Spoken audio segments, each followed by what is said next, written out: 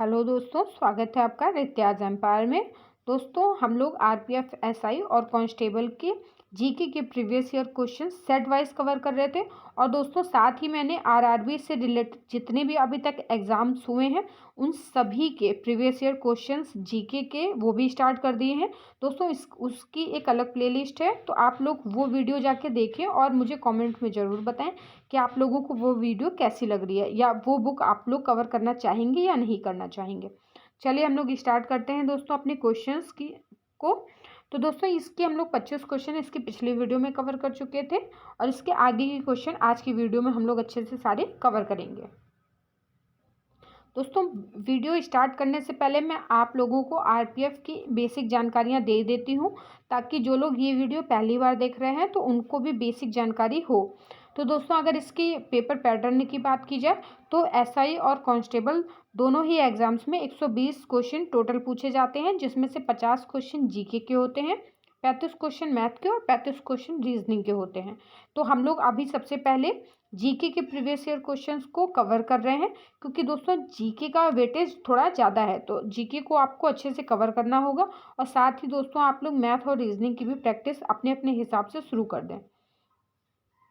चलिए हम लोग अपना क्वेश्चन कवर करते हैं। हमारा पहला क्वेश्चन है इस वीडियो का, गारो पहाड़ियों का सबसे ऊंचा शिखर है। तो इसका सी ऑप्शन दोस्तों सही हो जाएगा, नो क्रेक।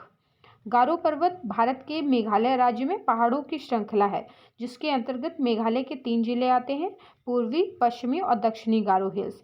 यह मेघालय में गारो खासी श्रृंखला का हिस्सा है, और यहाँ मुख्य रूप से आदिवासी बसते हैं, जिनमें से मुख्यतः गारो लोग हैं। गारो पहाड़ी का सबसे ऊंचा शिखर नोक्रेक चोटी है, जिसकी ऊंचाई 15-15 मीटर है। हमारा अगला क्वेश्चन है, भारत के ग्रामीण क्षेत्रों में व्यापक स्तर पर पाई जाने वाली बेरोजगारी का प्रकार कौन सा है। तो इसका बी ऑप्शन सही हो जाएगा, प्रच्छन्न बेरोजगारी। प्रच्छन्न बेरोजगारी एक ऐसी घटना है जिसमें वास्तव में आवश्यकता से अधिक लोगों को रोजगार दिया जाता है। यह मुख्य रूप से भारत के ग्रामीण क्षेत्रों, कृषि और असंगठित क्षेत्रों में व्यापक स्तर पर पाई जाती है।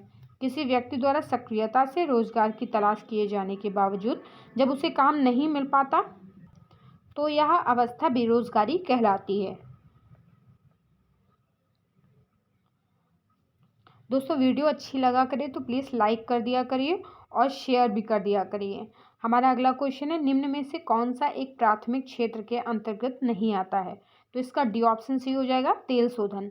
प्राथमिक क्षेत्र अर्थव्यवस्था का वह क्षेत्र है जो प्राकृतिक संसाधनों का सीधा उपयोग करता है।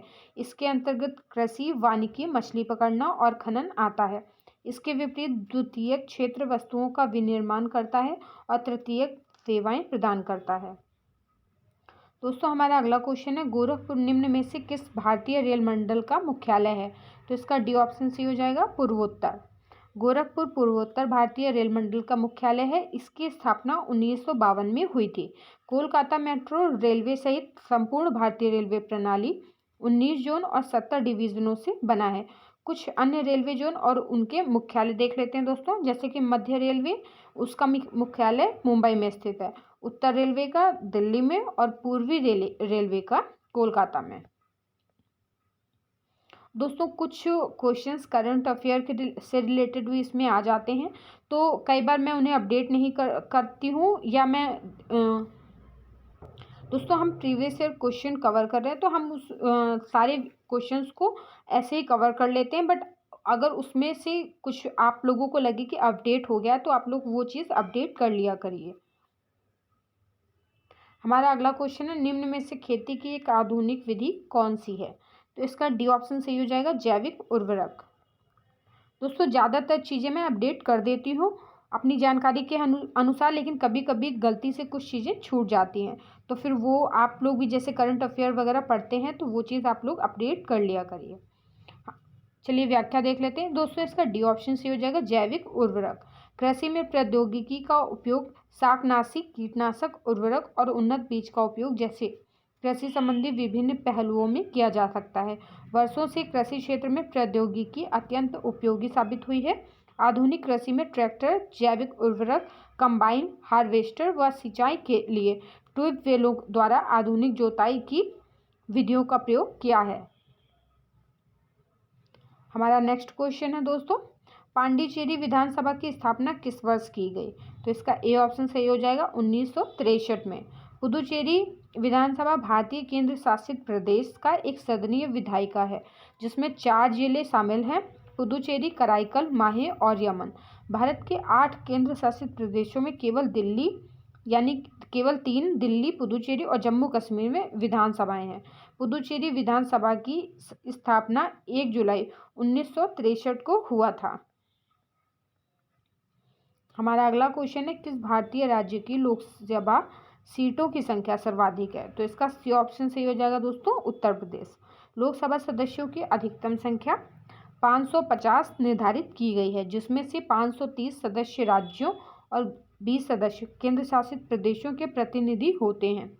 वर्तमान में लोकसभा में 543 सदस्य हैं, जिसमें से 530 सदस्य राज्यों का प्रतिनिधित्व करते हैं और 13 केंद्र शासित प्रदेशों का प्रतिनिधित्व करते हैं।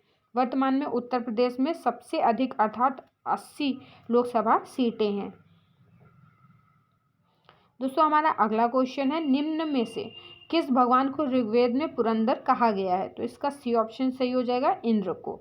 ऋग्वेद भारत का सबसे प्राचीन ग्रंथ है जिसमें कुल 10 मंडल हैं और इनमें 1028 सूक्त हैं और कुल 10,480 लगभग ऋचाएँ हैं। लगभग दोस्तों लगाए तो कई मतलब ऊपर या नीचे भी हो सकती हैं, 10,480 हैं लगभग ऋचाएँ। और इस वेद में 33 कोटि देवी देवताओं का उल्लेख मिलता है, जिसमें सूर्य, उषा, आदिति जैसी देवियों का वर्णन किया गया है।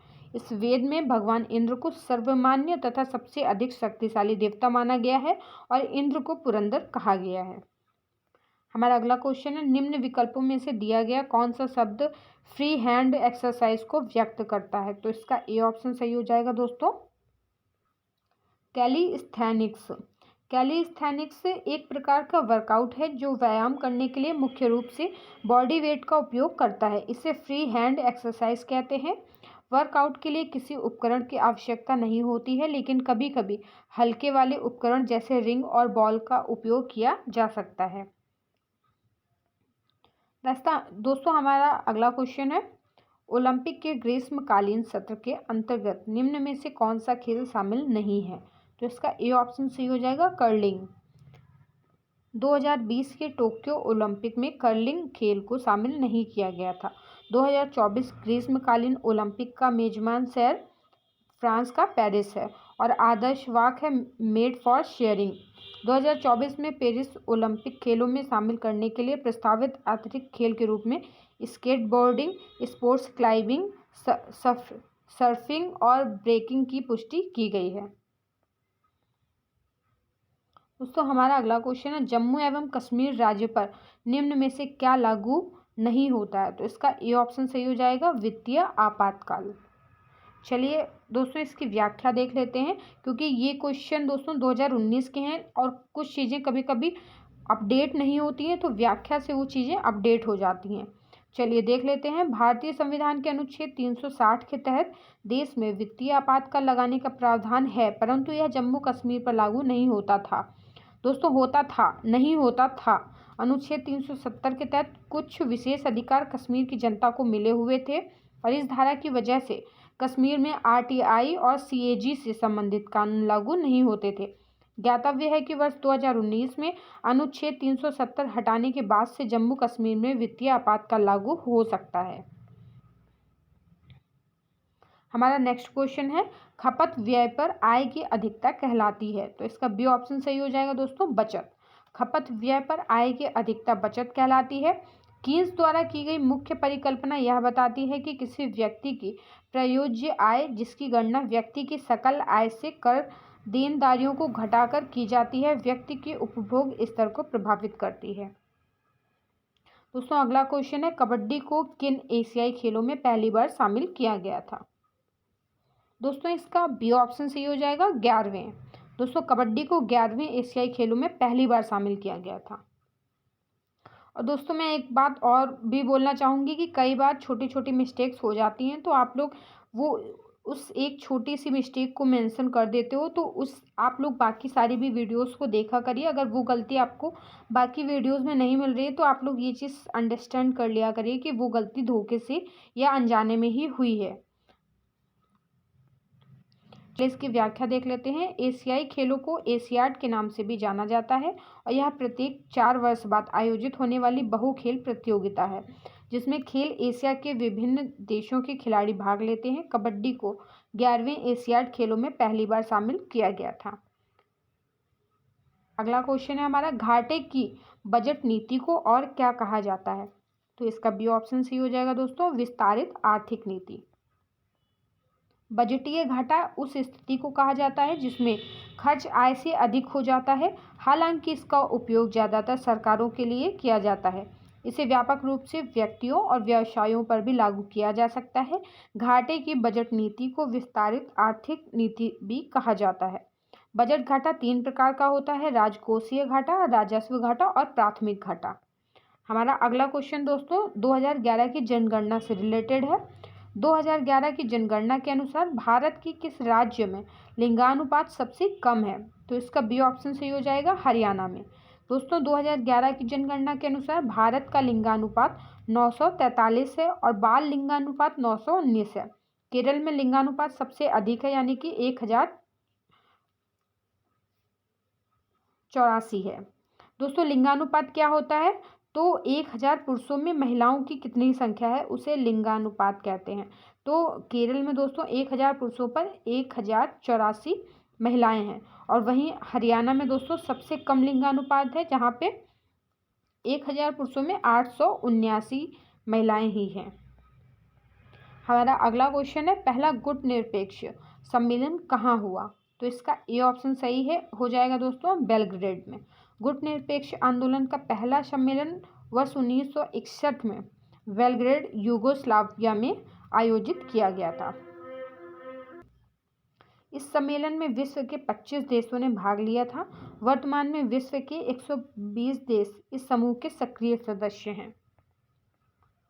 दोस्तों अगला क्वेश्चन हमारा लोक नृत्य से रिलेटेड है।